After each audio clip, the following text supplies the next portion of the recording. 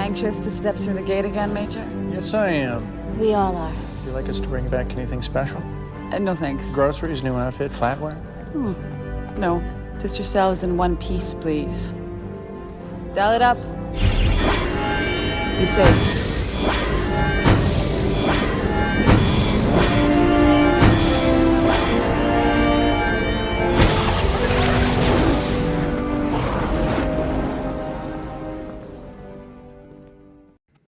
Welcome to the Jumping Puddles podcast. Be sure to listen to us on Spotify, Apple Podcasts, and or YouTube. And follow us at Jumping Puddles Podcast on Tumblr and Instagram. And Jumping Pud Pod on Twitter. With me are my fellow co-hosts, Tor, Ash, and Australian Sam. Hey. Hi. Hey. Okay. This week, we discuss Home. McKay's efforts to harness the energy of an alien planet's atmosphere allows for a return trip to Earth. But the team may not be able to return to Atlantis. Dun dun dun. Dun dun dun. Dun. That's just gonna be a thing every episode now. I love that this description didn't give away like the end of the episode, because if you don't know what's happening, you really believe that they are back on Earth at first, at least. Yeah. Actually put two descriptions. And so the other one actually spoiled it, that I was like, no, fuck no, I can't do this. I need to get the non-spoilery one. Imagine Googling it and being like, oh, this is the next episode, let me see what it's about, and then getting spoiled for the whole thing. Oh, yeah. No. Never ever do that when you're watching a show for the first time. Just don't do it. Mistakes. Don't do it, please. Never Google Avoid a character's all content. name. Never YouTube a character's name. Bad mistakes. Every time I start a new show, I try to block all the tags on Tumblr. I try to avoid it everywhere. And it never works. You're a better person than me, Ash. Sometimes I'll just purposely look up ship names and be like, are they gonna get their happy ending? And every time I'm ruined. No! Every time I'm let down. And then if they don't get the happy ending that you wanted, you're just like, fuck it, I'm not watching the rest of the show then. No, for real. Or, open up that Bye, sweet AO3 tab and live in fantasy. Oh, true. Chef's kiss. That's what we gotta do. This episode, y'all. So much. Y'all. Can I make a bold statement? I know, me and my y'alls. Go ahead. Yeah, I'll make a bold statement. I think this is one of the best episodes of this series. Woo! Oh, shit. Mic drop. I think it's top 10. I think it's easily top 10. And why do you think that, Sam? Tell us. It's just so good. Watching it for the first time, I feel like it's such a good experience. And even watching it after, it's super enjoyable because you get to watch every person kind of come to the conclusion, one at a time. And it's so interesting to see what sets them off, and what tips them off that this is not actually their Earth. I agree. It's a great character episode, and I think even relationships between characters, even if they're not together, are kind of in very subtle ways highlighted, and it's just great. Yeah, what you said, it's kind of a team episode, even though they are not together, and I think that's very interesting in the way they shot it and cut it. I think it's so well done. And the transitions between the different realities are sometimes so smooth, and I think it took me, maybe I'm a bit slow in that, but I think it took me a few rewatches of this episode until I realized that not all the Elizabeths were the same Elizabeth, and so on. I liked that. 100% agree, though. Yeah, I liked the subtle costuming differences and the different realities. you can see the character whose reality it is, personality, and what they perceive of like the other person through the clothes that they're wearing. Oh, it's just so good. It's really good. Oh my god. You just blew my mind because I never understood it like that. But oh my god. Yeah, like for example, Ford. Like when Ford sees Rodney, he's in his lab coat, and he never wears his lab coat ever on the show. That's true. Yeah. So I guess Ford kind of figures him to be like, of course, the science guy, because he is, but like the stereotypical science guy. So he makes him wear like a lab coat. You know, speaking of Ford, I was gonna say it's so interesting that like it's very much like, I mean, obviously it's like a Elizabeth and Rodney episode, like mainly, but there is like some big hints towards like Ford and Rodney's relationship. And the fact that Rodney's the only other person Ford sees in his reality. Like, is that not ooh, interesting. Oh, Why him? Why only him? Yeah. I think they just did Ford dirty in this episode once again. Like he didn't 100%. get the time he deserved. Everybody got like this more or less fleshed out reality where they got to see, like Elizabeth went to visit Simon and saw her dog, and John had this whole thing with Taylor and with this his beautiful bachelor plays and we didn't see any of that with Ford. Yeah, and it's sad considering in this episode he mentions wanting to visit his grandparents. And so I feel like they should have showed his grandparents when he went back to Exactly. Earth. Yeah. And he's so sad when Rodney is so dismissive of him. He's like, they're sending me back to Antarctica. And Rodney's just like, me, like the mean Rodney. Ford just looks so like puppy dog eyes, like, oh man, like Rodney's like doesn't care. And it's like, oh, it's kind of sad. It is sad. Because I feel like the true Rodney would be like, well, that's bullshit. We gotta fix that. Like, obviously you're coming to Atlantis, that's when we go. Yeah, I was gonna say, kind of, sorry, I'm jumping around, but it's still Ford and Rodney, okay, I promise. In the beginning, when like Rodney like first gets to the planet and he's with Ford, and it's so cute to watch, like Ford's just like cracking up at everything Rodney says. Like it's not even that funny, and Ford's just like dying. It's very much like a little brother, like middle child relationship. So I wish they had kept more of that, because I think that really, like that dynamic with them is really cute, rather than like the whole like what they become later on. I agree. And like Ford always being the one to help Rodney, like he helps dial the DHD, he goes with him to the planet, like, you know, being his little helper. It's cute. Because later on in the series, we learned that Rodney actually teaches him a bunch of stuff. So it's fun to see, you know, Rodney, who you wouldn't expect to be a great teacher, teaching Ford how to do some tech stuff. Yeah, I was gonna say too, like, we literally see Ford be like, oh yeah, I'll help Rodney, like with the crystal from the DHD at the end of the episode. And I was like, oh my god, wait a minute, is this where like he learned how to take that out? So, like later when he like kidnaps them on that planet and like Yeah. that's when he used it. I was like, wait, that's actually really cool they showed that little detail. Yeah, it's freaking awesome they brought that back. The one continuity thing that they did. Sometimes the tiniest details they bring back and you're like, wait a minute. I suppose Ford is like one of the very few people that Rodney just like tolerates. So he'd be like really happy to teach him certain things. Yeah, like he's like the one of the few military guys that he's like, yeah, okay, you're cool. Yeah. In the beginning too, because like it just seems like Ford does not take Rodney, like, I don't want to say he doesn't take him seriously, but like he doesn't see him, I guess, like as maybe like hard to get to know. I don't know, but like the way he just cracks up at everything Rodney says is so funny.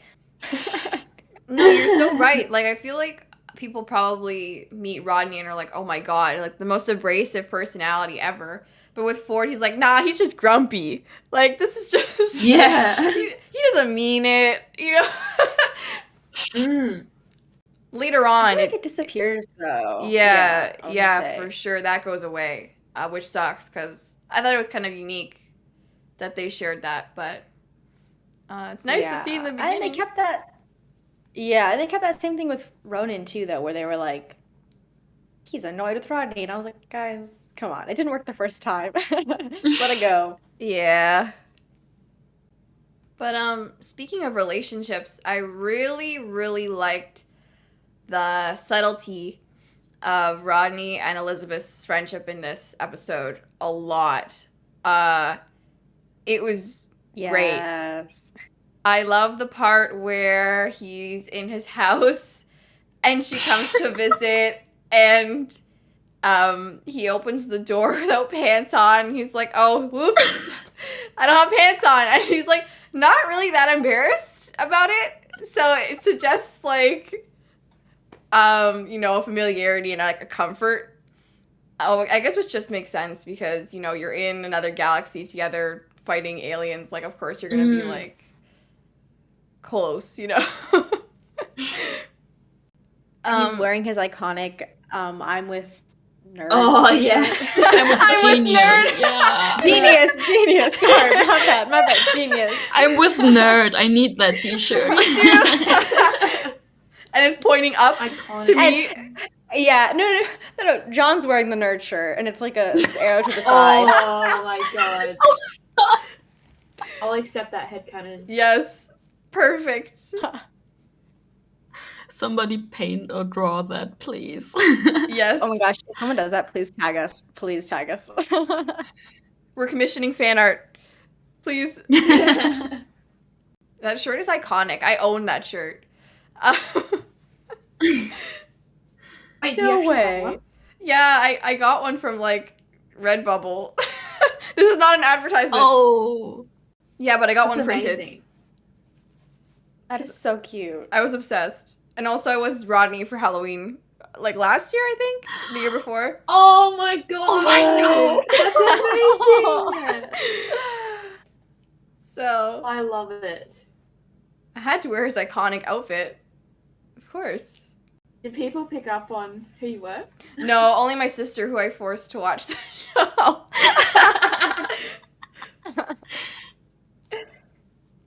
I just love how one of the first things Rodney does when he's back on Earth is just naps. Like, I can relate to that so much. And eats chips. Me too. The first thing he does is just sit down on his couch and watch TV. Like, I thought, oh And wow, eat that's stale me. chips. And like the 9 months old chips. Nice. He finally has free time that like no one's like bugging him and being like, "Hey, how does this work on Atlantis?" And he has to like pick himself up. Like he finally gets a That's vacation. true. No, for real. And I thought it was so funny that all the plants and his place were dead. And later when we see John's place, which it's not really his place, right? No, it's not. Yeah, but at his place all the plants are alive. Yeah, you know, that brings up an interesting point. I love how in Rodney's like dream reality in quotation marks, he has no messages on his answering machine. So subconsciously he believes like no one cares that he's been gone for years, or not years, but a long time. He's been MIA. Oh. Oh no! Which is both like funny and sad at the same time. But when you say dream reality, you mean like imaginary reality and not like dream in ideal. Yeah, not that's- the ideal. Yeah. Yeah. That is so sad, yeah. Also, really quick, can we talk about his house? Because like, what the fuck is that? It's a mess! I don't know. First of all, the scale. Man is living in a mansion. Who the hell? That part is ginormous.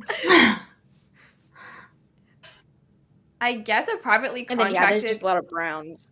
astrophysicist pays well, I guess. I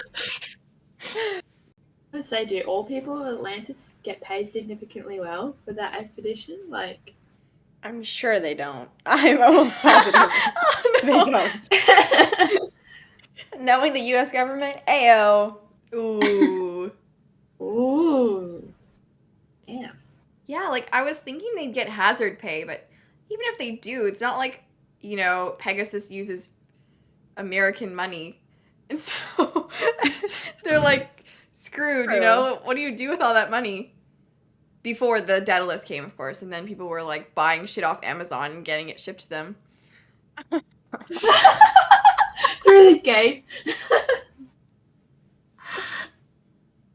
I'd be the one that gets.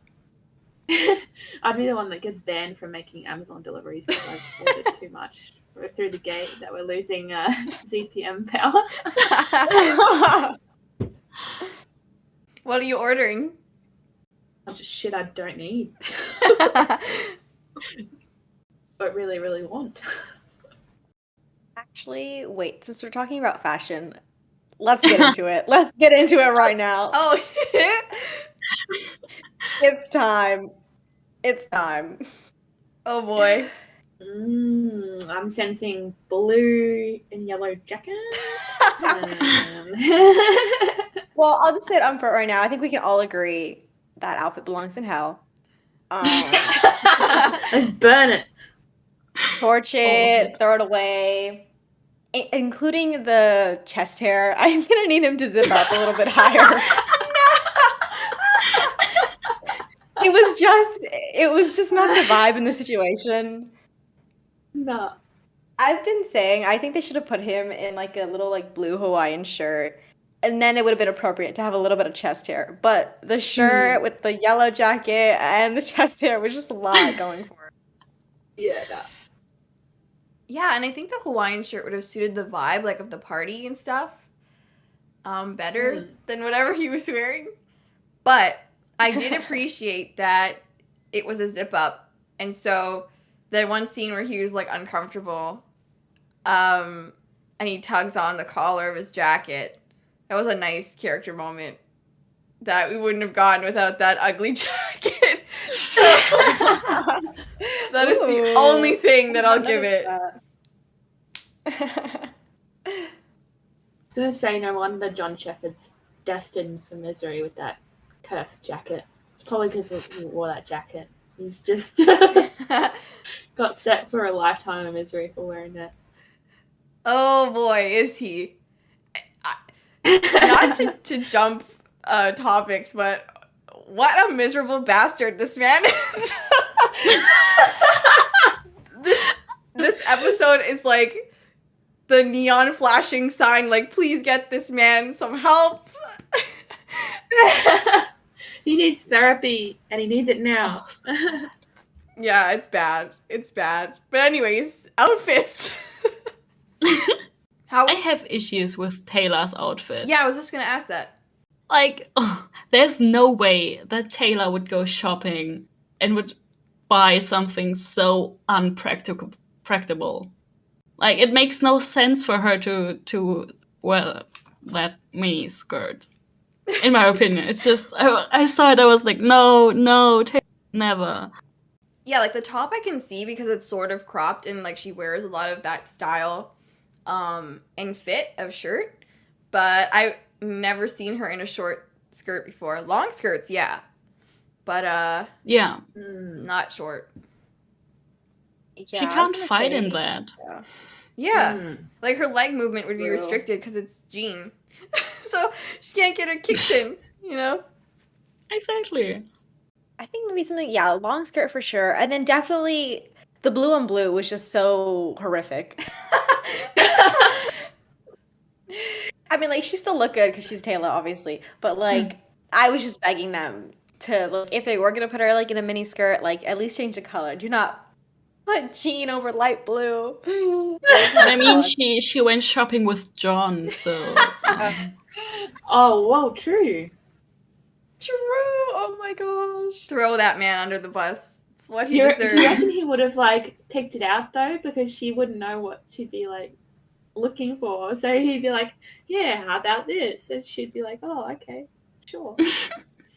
Is this what people on your planet wear? In this country, not world. Yeah.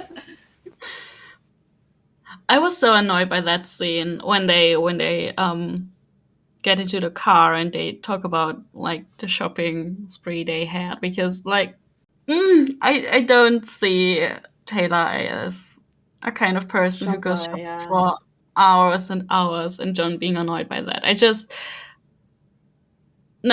don't see it. No, I totally agree. I feel like it was the obligatory What would she's a woman girl do? character and he's a Yeah. guy character, and like this is the stereotype that he hates shopping, and she's dragging him to go shopping because she loves shopping, and it's like, yeah, I don't know, when he was the one who suggested it in the first place.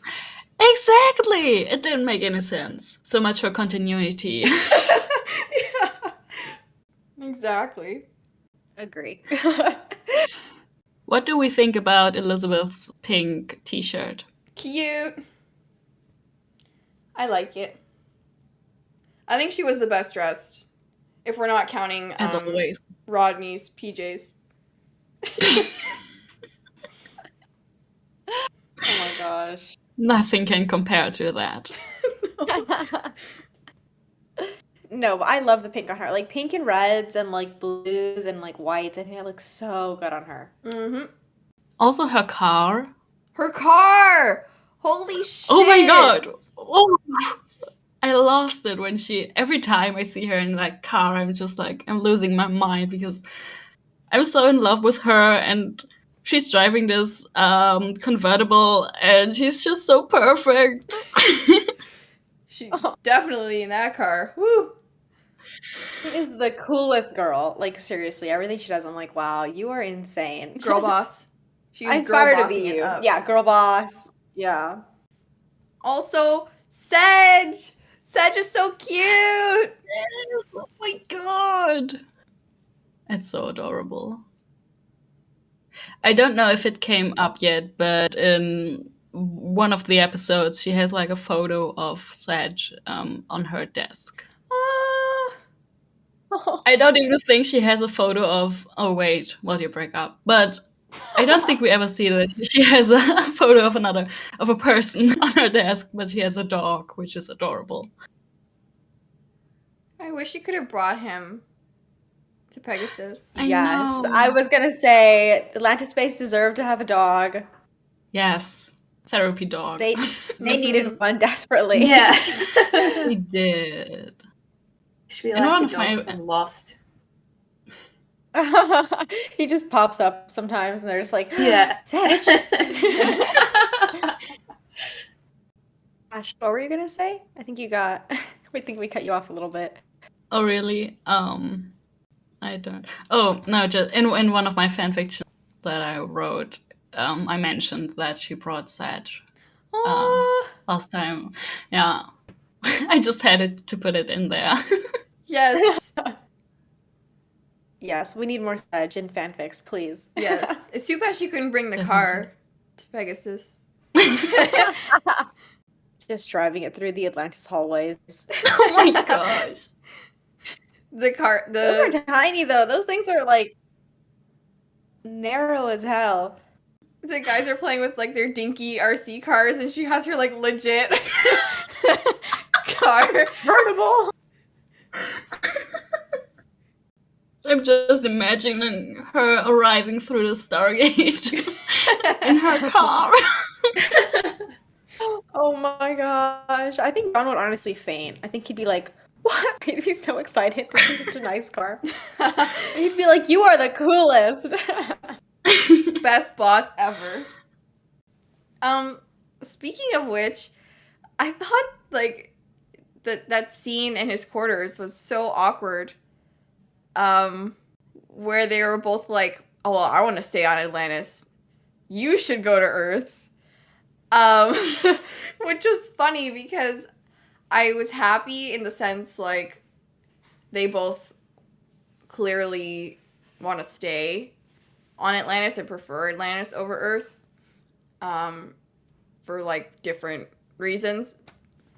But also, it was so, like, it was the weirdest tension in that scene for some reason. Like, it was, like, no, I agree with you. It was very, like, awkward energy vibes. Like, they were, like, just dancing around it. Like, hey, do you like it here? And they're like, yeah, do you like it here? But I think it's just so cute because, like, even though they're so awkward because it's just been, like, I don't know, like, just, like, a few months, they're still very much, like, kind of on the same page and trying to, like, check in with each other and be like, hey, are we good? Yeah, we're good. Okay. I just, like, think that's so endearing. I think that scene is adorable, with both of them wanting to stay and only going to Earth if there's a definite possibility that they can come back. And it was so cute when John said that Atlantis was the same without Elizabeth. I was like, oh, my heart. That hurt so me. soft. In hindsight. Oh shit. Right? Yeah. Oh, that just makes it so sad. Why? I'm sorry. Why? I'm sorry. My mind just goes there because I like to be in pain. That's okay. It's true. I know, it's true. It just hurts. Also, the fact that they have been on Atlantis for, what is it, like 6-7 months now, and John is on page 17 of War and Peace. Right. Honestly, on schedule. I can relate. Yeah. Because I sometimes too have some books where I just don't make any progress for like months, and then at some point I somehow read it all. But yeah, so I could relate, but I thought it was really, really funny. It was great. I feel like it says a lot about his personality too, in just a short little throwaway line. He was very drawly in this episode, is He how I can was. describe it. Very Cowboy John. Cowboy John was out. Oh my Mhm. god, yeah. Like his little smiles and like just the way he was moving and stuff. It was just so cute. I kind of love when he goes all drawly on us. Yeah, and that shot was so cinematography, like the most cinematography of all Atlantis. Of him reading War and Peace on his bed with the dog tags all blurry in the foreground. That was like peak shot right there. Yeah. Ouch. Tor's always hurting us in the best way possible. You just call out attention to all the saddest things. Drag us down with you, what I mean. If I have to live in sadness, so do you. So I'm does not everyone suffering else. alone. One thing that I thought was weird in this episode is that nobody thought that it was kind of strange that Hammond was back at the SGC. Right? Like, Weir should have been the first one to be like, what the hell? Especially her. Yeah, it was very strange. I wonder why they didn't bring. Wait, who was leader of the SGC It at was that point? Jack, I think, right? I think it was Jack. Was it season? Yeah, it's Season season 8, 8, so it's yeah. so it's Jack. I wonder if they didn't get him, like if they didn't get Richard Dean Anderson, or if they were planning to make it a bit more obvious that this is not a reality beginning. I think I read somewhere. I don't know for sure. But I think it was a combination of factors. They wanted to bring back the actor. What's his name? Don S. Davis. Yeah, they wanted to bring him back for a cameo. And also, they wanted to hint that something wasn't quite right about. But I kind of love that they use General Hammond because I think it's what tips him off to the fact that the whole thing is bogus. Because as soon as General Hammond compliments him and says, like, he deserves a break for being, like, a good soldier or whatever, John is immediately like, oh, no, something is wrong. I'm getting complimented by military authority. That isn't right. I wrote that down. It is so funny. That literally the first scene that he has back on Earth with Hammond, he's like, wait a minute, yeah, someone's being nice to me? A superior officer, like, respects me? He's like, something's not right here. And the way they're being, like, so accommodating, like, oh yeah, just take a car anywhere. And John's just like, wait, what the fuck? Like, he looks so uncomfortable. The way he looks around the elevator, like, where's the camera? Am I on Punk'd? Like, where's Ashton Kutcher? But I find the whole strategic withdrawal conversation they have with Hammond, well, Elizabeth and Rodney have with Hammond when they arrive, really interesting in hindsight. Like, Hammond's like, you know, we didn't choose to fight the Gua'ul. They just started coming through our gate. And, you know, we have a choice with the Wraith. And Elizabeth and Rodney being like, no, actually, we don't have a choice. Like, we're obligated to help the people of Pegasus because we kind of brought them on this on them by, like, waking up the Wraith. And, like, we can't just leave them there when we have Atlantis, this technology that we can use to help them. And then fast forward to the season 5 series finale, and then I wonder and question. When you put it like that, oh my gosh. I hadn't made the connection, oh my gosh. Yeah, I just find it hilarious how they're like, no, we can't abandon the people of Pegasus. And then fast forward 5 years, they're literally taking Atlantis with them away from Pegasus and being like, fuck They're that. like, peace out, bitch.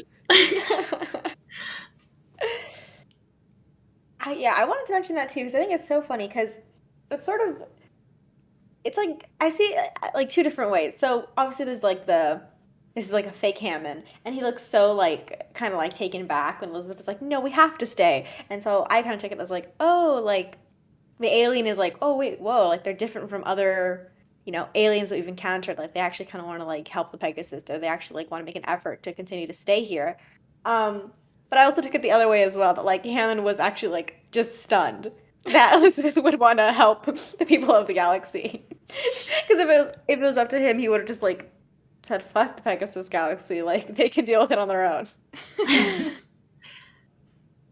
But that's also a bit in character for Hammond. It happens, I can't remember which episode it is, but it's like a few times where he goes, yeah, but is it really our responsibility to look after these people? Oh. And then they're, yes. Yeah. I love that it goes both ways. Yeah, absolutely.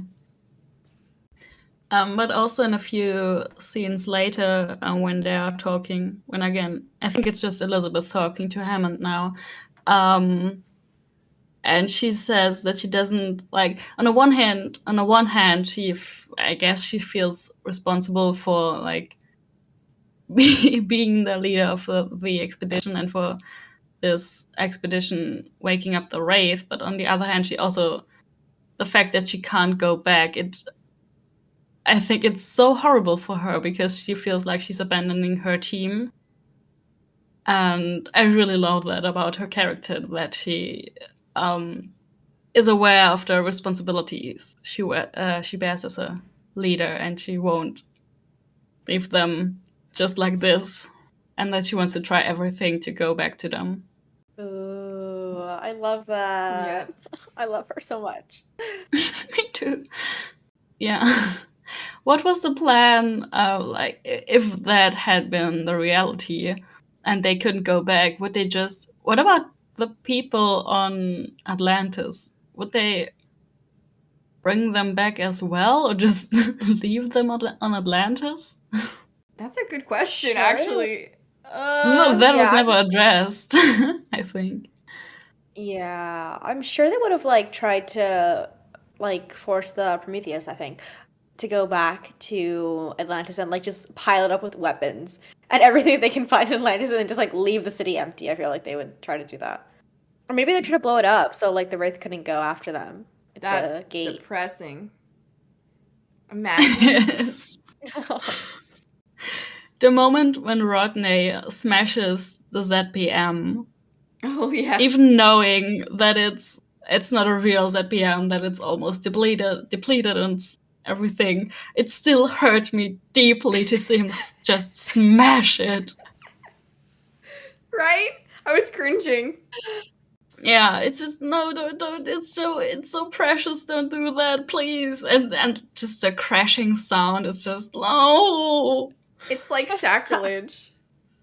It is. But I appreciated that he got to throw a little tantrum because he doesn't get to do that a lot, and so He got to go full tantrum. Yeah. I was gonna say too, it kind of speaking of Rodney, it's kind of fun to see like you know the Rodney like we know now in Atlantis who's a little more I say soft spoken, but he's a little more conscious maybe, or he tries not to be so like to put it abrasive. And then we have the like dream Rodney who's just full SG1 mean girl Rodney. yeah. And you can tell there's a difference. And I really Yeah, just appreciate totally. that because you can see how much he's grown in only like what, like 8 episodes or 7 episodes. Oh, Sam, you're so That's right.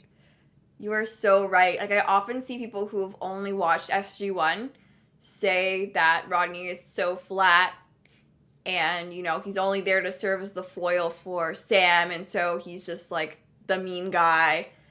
And you can see the juxtaposition of like his characterization in SG1 as like the dream Rodney versus him now. And it's friggin' awesome. Yes, you're so right.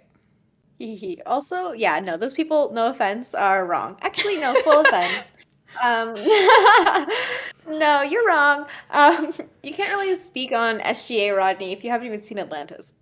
Yeah. Because, I mean, Definitely. I don't think anyone's gonna, like, disagree with you here if you say, like, oh, yeah, like, if you feel uncomfortable with SG1 Rodney, or if you don't like him, and you feel like he's a flat character, that is totally valid. You can say, I feel like anything you want about SG1 Rodney. But when it comes to SGA Rodney, there's a clear difference, and I just love that. Again, in just so few episodes, he's just come such a long way, and he's developed into such a rich character. And he's just comfortable with the people he's working with or that he is around. I think that makes a big difference for his character too. Oh my gosh. Yes. I was actually going to say, because I love the little intro episode, or the beginning of the episode, where Rodney's like, you guys would come and get me though, right? And like everyone kind of just like shares a little look and like laughs, but obviously they are going to go rescue him if need be. And it's just so cute. And if it takes over 800 years. And I love that John just knows that. Again, kind of showing he's a lot smarter than like, I don't want to say how he looks, but he's a lot smarter than how he acts and tries to portray himself as. Mm-hmm. I saw him doing that mental math in his head.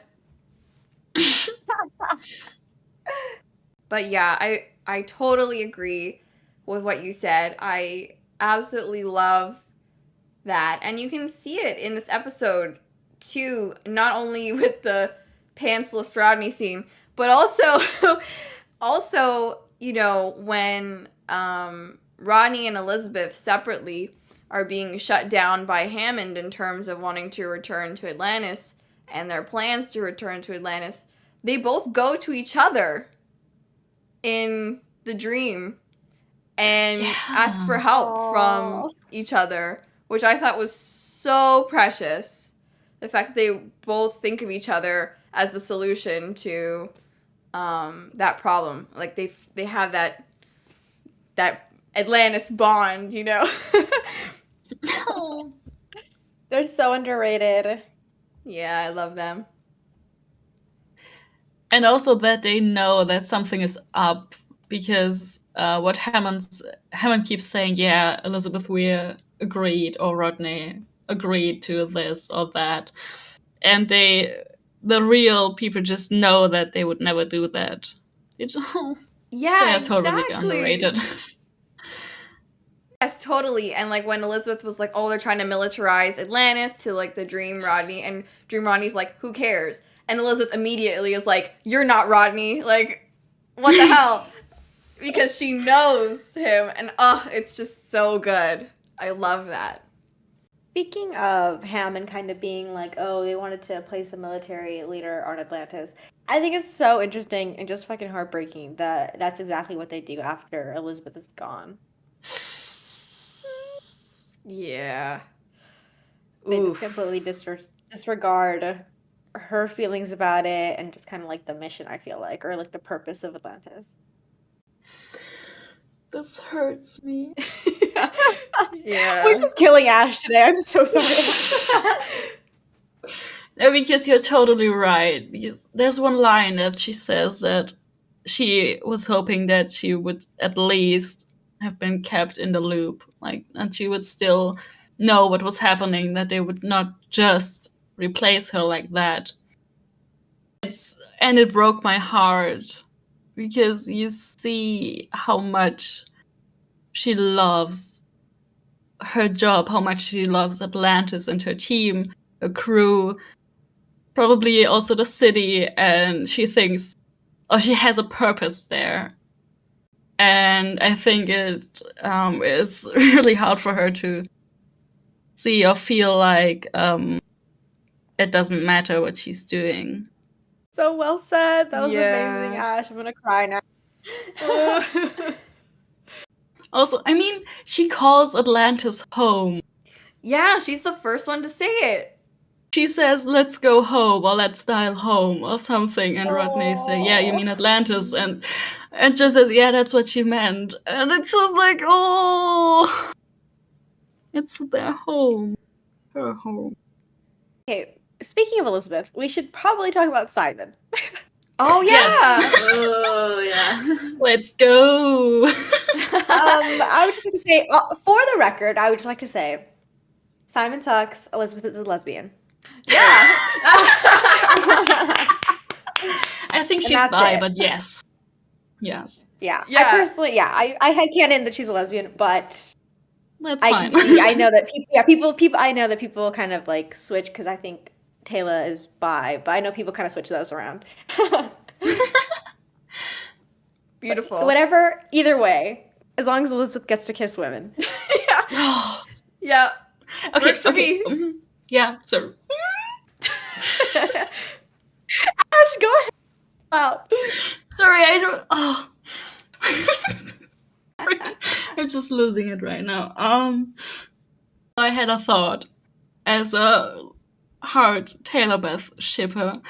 Ooh. What if instead of joining John's dream, what if Taylor had joined Elizabeth's dream? Yo. Oh my gosh. Wait. Someone write a fic right now. God tier. Oh my gosh. Yeah. Where can we find one? Yeah, I think if that happened, Simon would not have been there. No. He would be Maybe for I the don't know. drama he would have. Maybe. Love to see Today Taylor I'll- kick Simon's ass. Yeah, see, that's what I want. I want Elizabeth to bring home Taylor and like just for Taylor to see everything that's going down, and then like I would love a scene where like they have like a private talk in the garden, and she's like, "You deserve better," just something so cute, and then Elizabeth's like, "You know what? You're right," and it's just give me something. Hell yeah. Okay, but the thing about Simon, in this episode, he was so...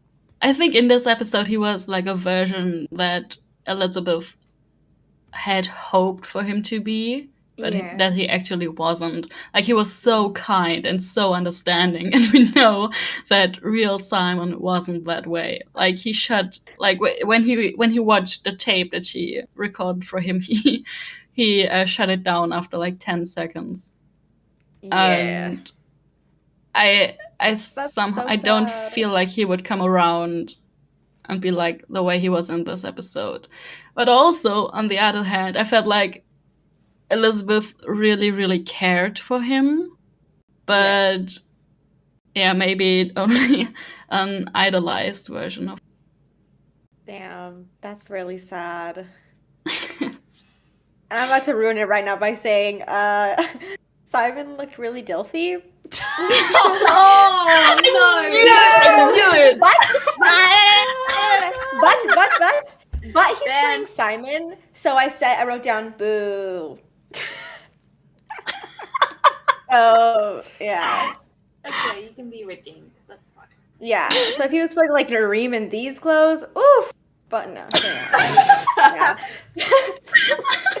Just wait. I need to make a Nareem fan cam. It's been on my mind for years. Like I need to do it. Oh my goodness.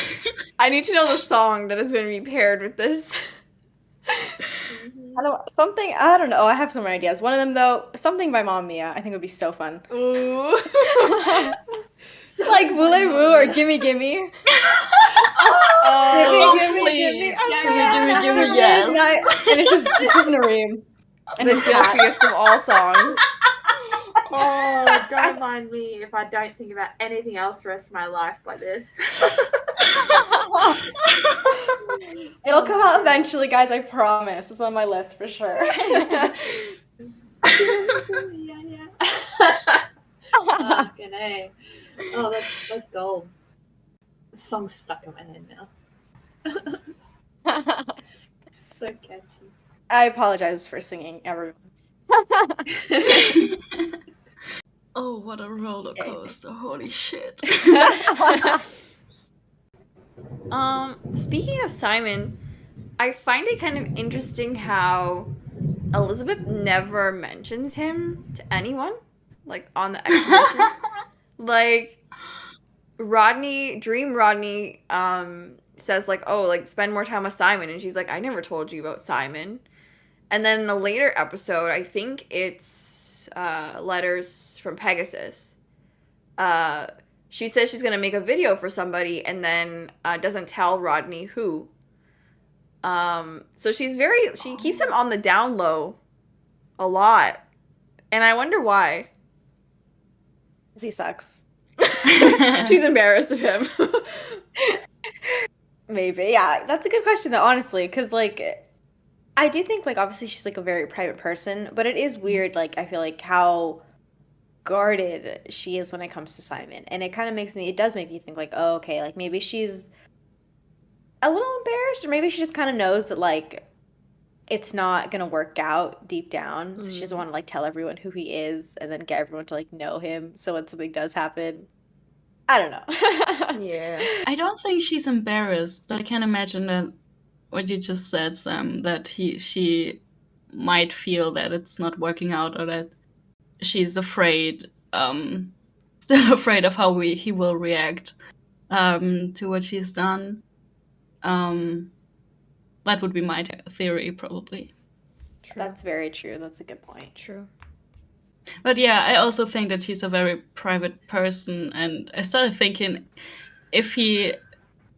do we ever hear her talk about anything private to any one of the expedition? Good question. No, I don't think so. Like, I think so. you're right about her being private, because this comes up in later episodes too. Like, shoot, what's that called again? Before I Sleep. Like, she doesn't want people to know her birthday, and Right. you know, she's always playing with her watch that I think was her father's, and she doesn't tell anybody that it was her dad's. We only find out it's her dad's because she tells her mom in her dream in that one episode in season 3. Yeah. Yeah, so yeah, I feel like she doesn't volunteer personal information, like, ever. Yeah, and I also think she thinks she's in a position where she can't open herself up to anybody, that she has to be, like, alone. Right. Ugh, Oh my Elizabeth. god, that's so sad. That's why we need more Taylor Elizabeth scenes. Yes. Yes. Taylor because will she was bring her out of her shell and like Yeah. reassure her that they are a Yeah. family and they can be there for each other. Yeah. I think if they had explored that a bit more, they could totally. It would fit her character to open up to Taylor. Totally, because Taylor's in a similar position as her, as leader of her people, as well as a bit of, at least in the beginning, an outsider with the humans. So, they have a unique position where they can understand each other because they're kind of in the same boat. Literally.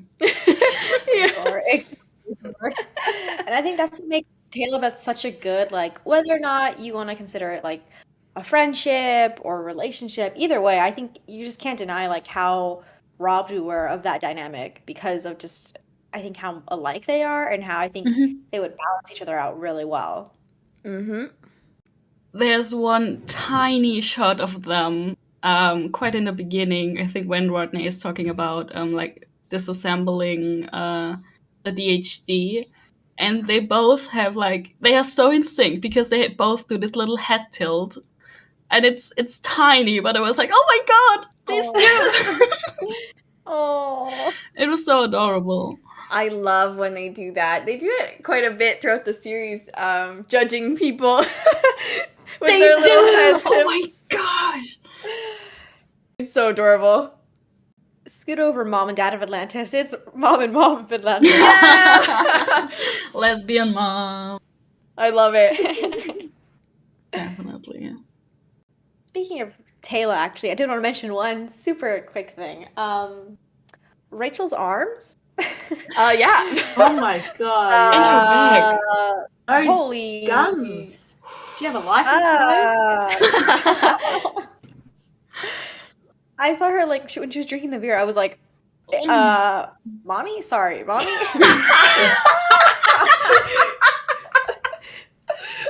Dead.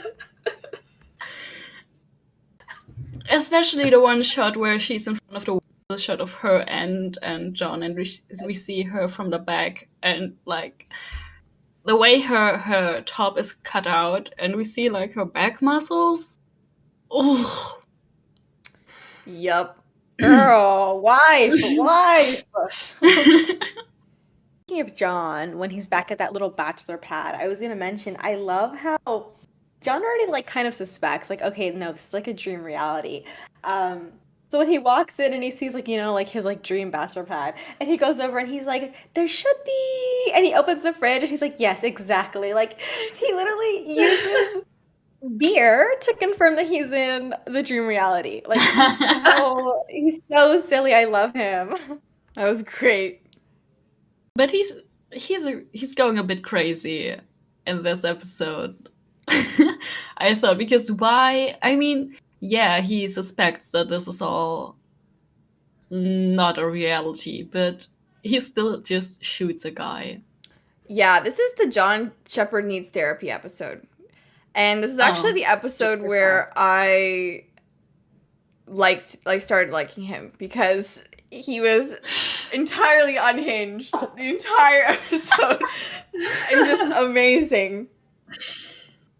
This isn't an episode of jumping puddles if we're not dissecting literally everything that John does and trying to be his therapist. True. He's got 4 therapists just right here all the time on his ass. He's so pissed. When he's waving that gun around, he is I feel like he's doing a good job of containing it as compared to other times.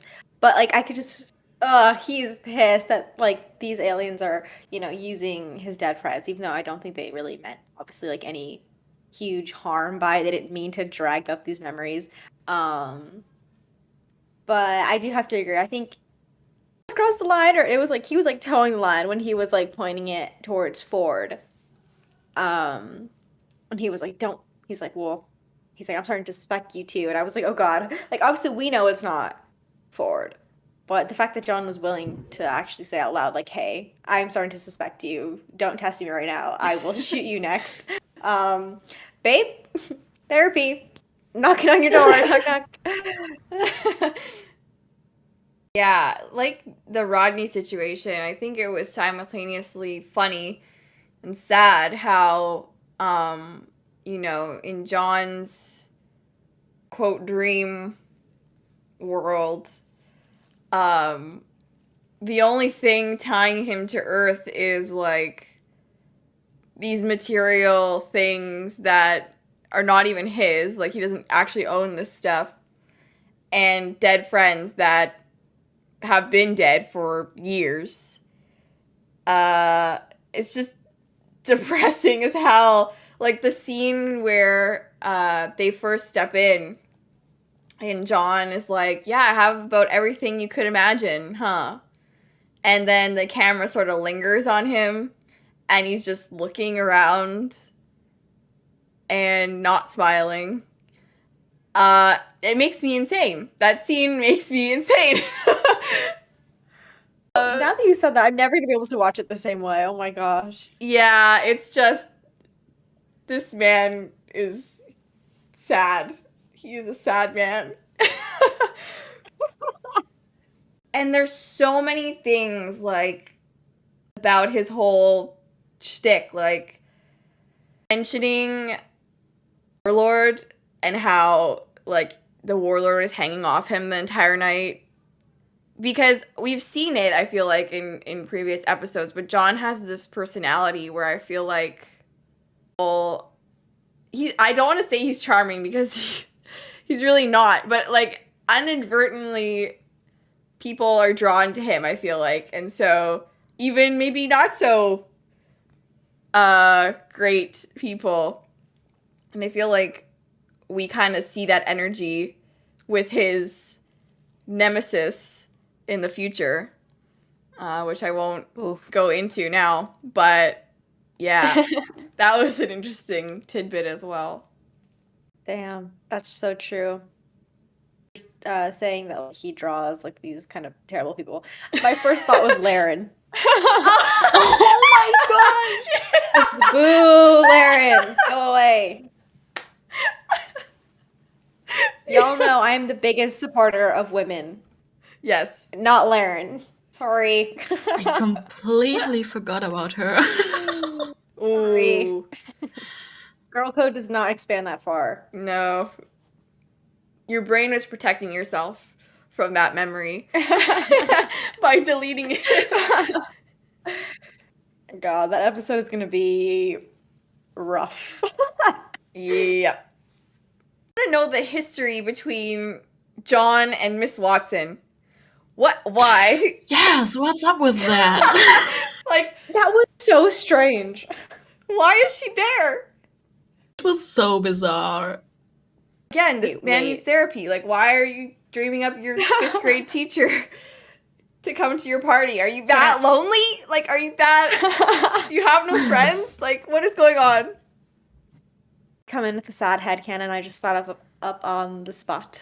Oh, no. Yeah, sure. Break my heart. Oh, no. Oh, yeah, it's coming, it's coming. No, I'm just saying, like, well, you know, it's canon, right, that his mom died.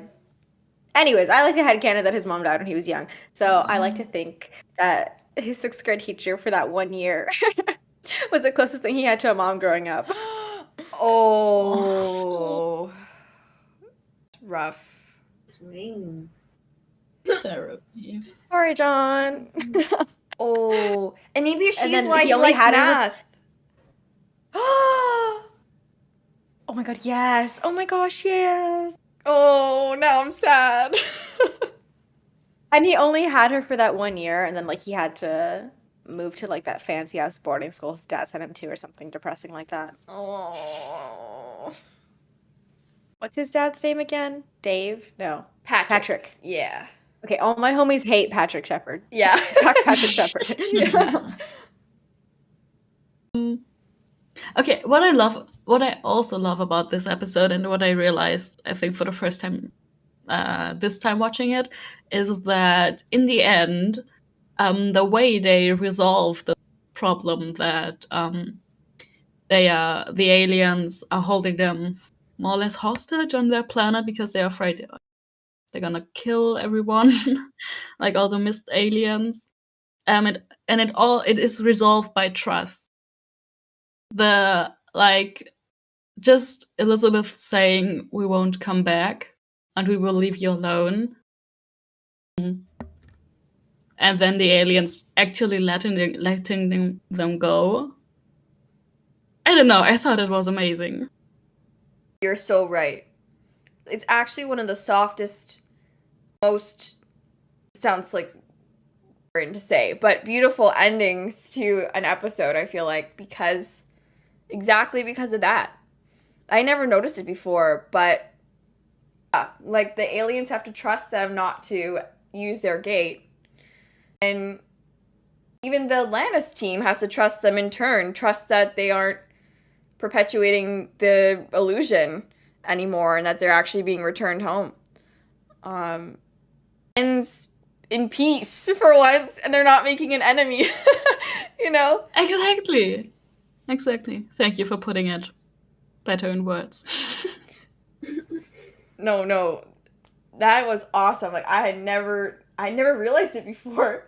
Because usually, you know what they say about Atlantis, failure is always the case, but not in this episode, which is great. And I think it's such a, it's a standalone episode. It shows so much about all the characters. And I think that's one reason why I love it so much. Again, easily top 10 of the series, I think, and just so underrated, I think, overall. Yeah. One last thing I wanted to mention about Sheppard and his weirdness was that the alien entity mentioned that he was uniquely capable of manipulating the dreamscape. So he was the most able to control what he was seeing, which makes me wonder, like, he's really good at convincing himself of things. I feel like he has this great system of repression in his mind that I won't go into now, but it's interesting. That's so true. Why? I thought you were going to say that maybe because he has some ancient gene or whatever, and that ties into that somehow, but what you said is just so much more sad. Or what for the throat. Gives me so many thoughts. He fits so much. Yep. Yep. Our poor little miserable little meow meow. I'm sorry, I make him out to be the saddest bitch on the planet. And like, but I feel like he is. It's so He definitely holds that title, don't worry. The saddest He's bitch a in sad 2 boy. galaxies. In 2 galaxies, bye. That's for Sam. Go ahead. Okay, go ahead. I can't not mention it. We got some McShep crumbs in this episode. So that one scene. Please share. The one scene where they're first checking out the planet, and Rodney's like looking at the energy readings, and he's like, "Oh my god, there's so much energy," and then John asks him to quantify like how much energy it is, and then Rodney's like, "Well, in joules or ergs," and then he's like, "In lots. Can you tell me in lots?" And Rodney was like, "Lots." Well, basically, they continue to do this throughout the series. Like, it becomes a trope between them. Like, John will ask Rodney to quantify sciencey stuff, and Rodney will try to dumb it down, even though John doesn't really need it to be dumbed down. And there was this one fic that was very amazing that I'm going to plug on this podcast if it's the last thing I do.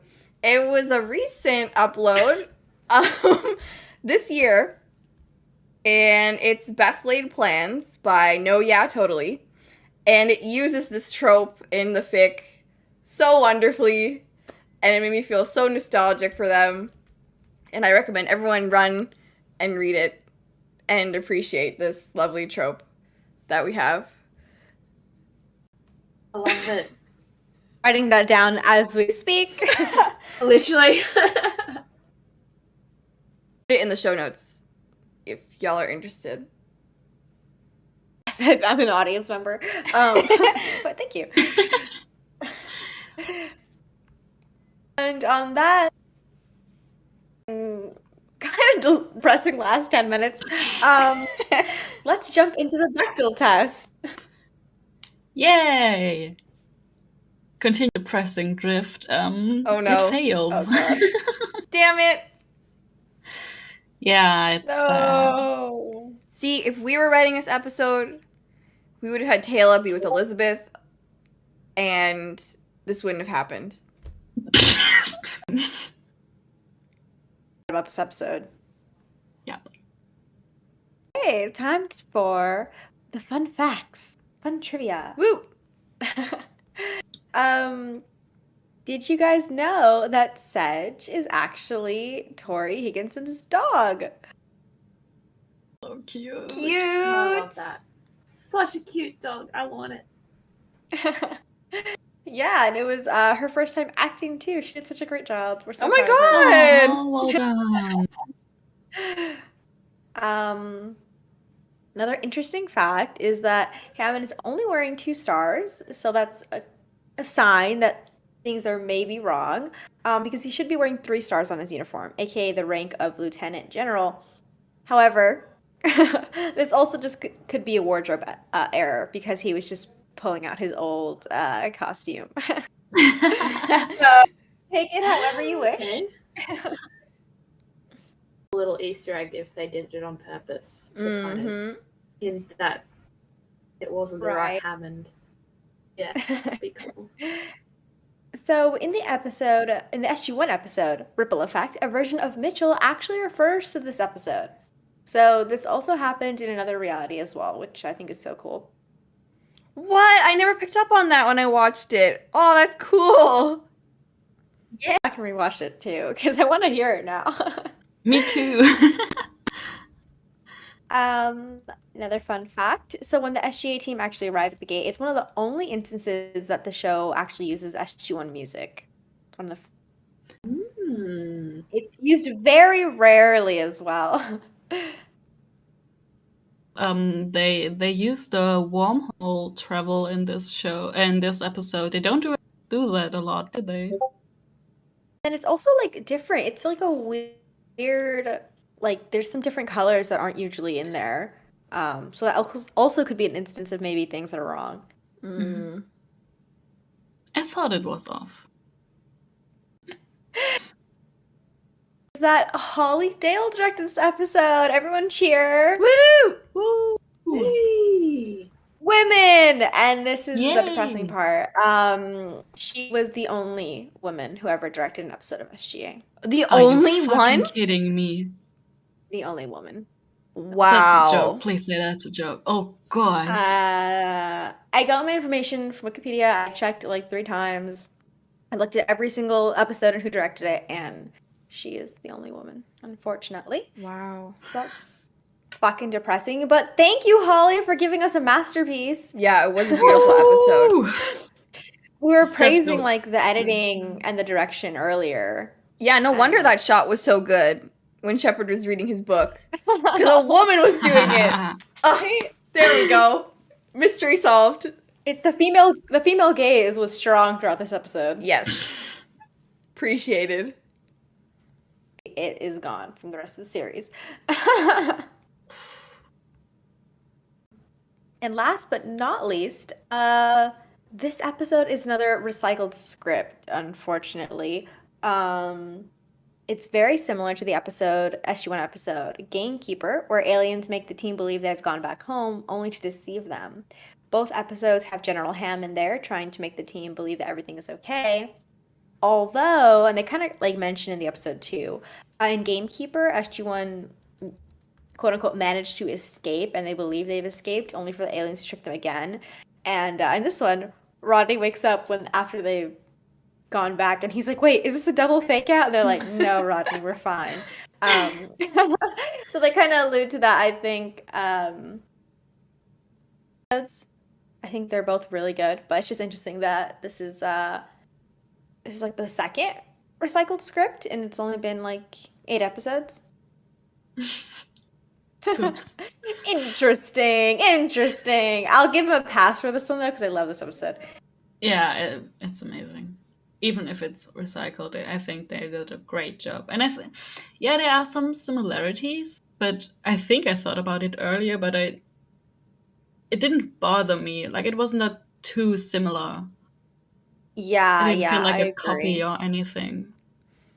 100%. Especially because they're not like, I know in the SG1 episode, the team is more like stuck in old memories. This one is obviously like Mhm.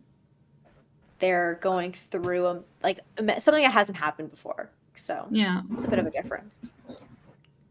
Yeah, and I think it's a credit to the Atlantis characters and the strength of those characters that they can have a script that's basically an SG1 script, but it be and feel different because their personalities are so different.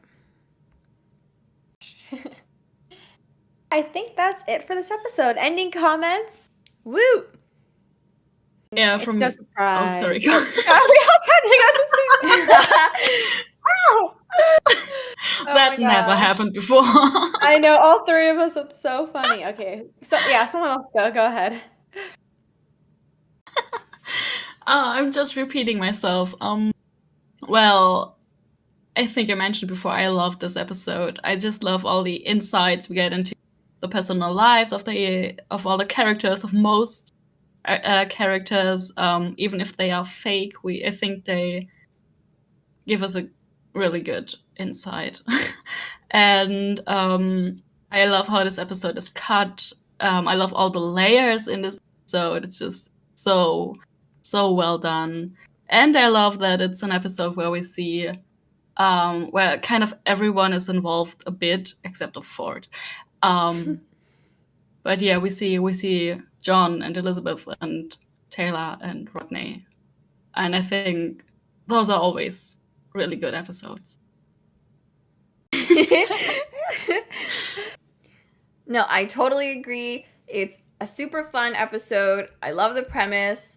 I love this really sci-fi trope to explore character and character relationships, even though they're all really separate, and it uses, cinematography term for this. About and say it uses, wardrobe and lighting to portray the different realities and the differences in character. And I think, the mise-en-scène. The mise-en-scène is just awesome. Oh. Okay, big word out there. Wait, how do you say it again? It's French, I think. Yeah. I learned it in my cinema course. Mise-en-scène. Yeah. Ooh. Basically, the shit in the shot. Yeah, that's what it is. Yeah. For me, very enjoyable episode. Seriously. I mean, everyone knows. I've seen it like 3 times already. I fucking love this episode. And I think Ash and Tor summed it up so much better than I ever could. This episode, good. I think I just give it a 10 out of 10. Obviously, I do wish they had done more with Ford, and I wish Elizabeth and Taylor had more to do with each other. I think it would have been more interesting, honestly, than Taylor going with John. But even then, still, 10 out of 10. I love this episode. And again, I feel like Atlantis has done such a good job of building their characters in each episode. Like, they do it in like a really like natural way almost, where like you just get to know so much more about the characters. Agreed. It's never exposition-y. Exactly. All right, well, thanks for this episode of the Jumping Puddles podcast. Be sure to check us out on Spotify, Apple Podcasts, YouTube, Instagram, Tumblr, Twitter, all that good stuff. Links will be down below, including all the links for our personal accounts. And we will see you next week with. Ooh, The 200. We made it, y'all. We Shit. made it. Exciting. Bye. Bye. Bye. All right, you clowns, listen up. I don't often get a chance to say this, so savor it. Good work, boys and girls. Let's go home.